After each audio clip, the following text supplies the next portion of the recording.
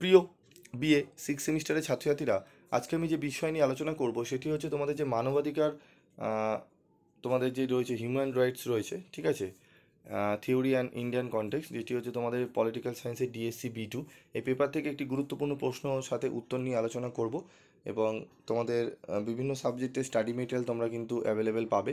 যে যে সাবজেক্টগুলো তোমাদের লাগবে তোমরা কমেন্ট বক্সে লিখে জানাতে পারো, বা তোমাদের যে সাবজেক্টগুলো লাগবে তোমরা স্ক্রিনে দেওয়া নাম্বারে যোগাযোগ করে স্টাডি মেটেরিয়াল সংগ্রহ করে নিতে পারো।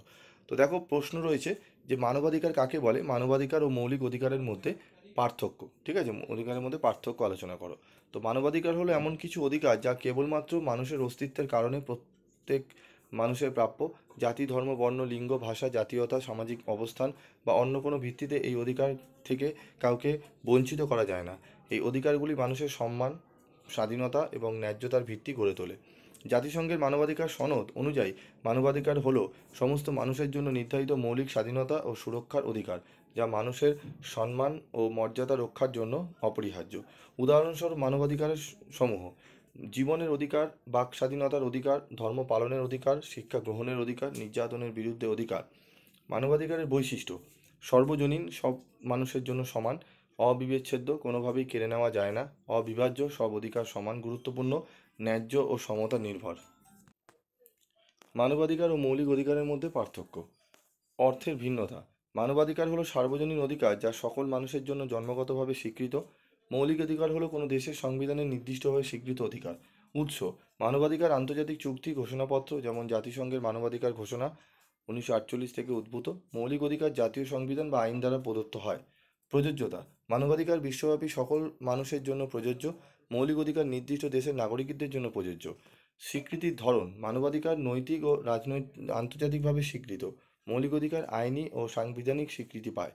প্রকৃতি: মানবাধিকারের সাধারণ নৈতিক ও ন্যায্যতার ভিত্তিতে দাবি করা হয়। মৌলিক অধিকার আইনগতভাবে দাবি করা যায়।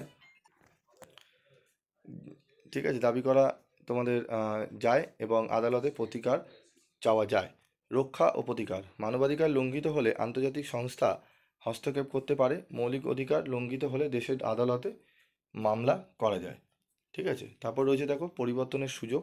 অধিকারের উদাহরণ: প্রাতিষ্ঠানিক ভিত্তিক রক্ষা কবচ। ঠিক আছে, এই পাঠ্যগুলো একদম টু দি পয়েন্ট করেছি, যাতে অনেক ছাত্রছাত্রী রয়েছে তোমরা বেশি বড় করে লিখতে পারো না এবং পড়তে গেলে তোমাদের খুব অসুবিধা হয়।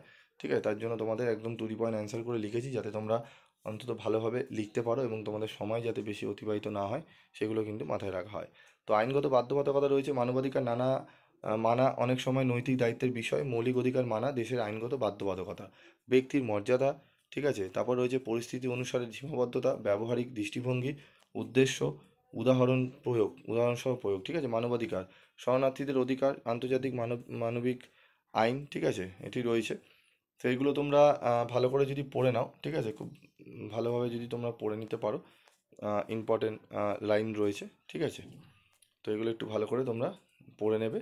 এবং তোমাদের উপসংহার হিসাবে আমি আলোচনা করব, মানবাধিকার ও মৌলিক অধিকার উভয়ই মানুষের সম্মান, মর্যাদা ও ন্যায় বিচার প্রতিষ্ঠায় গুরুত্বপূর্ণ ভূমিকা রাখে। তবে মানবাধিকার আন্তর্জাতিক ও সর্বজনীন, আর মৌলিক অধিকার নির্দিষ্ট দেশের নাগরিকদের জন্য সংবিধান দ্বারা নির্ধারিত। দুটোর উদ্দেশ্যই হলো ব্যক্তির স্বাধীনতা ও মানবিক মূল্যবোধের সুরক্ষা নিশ্চিত করা।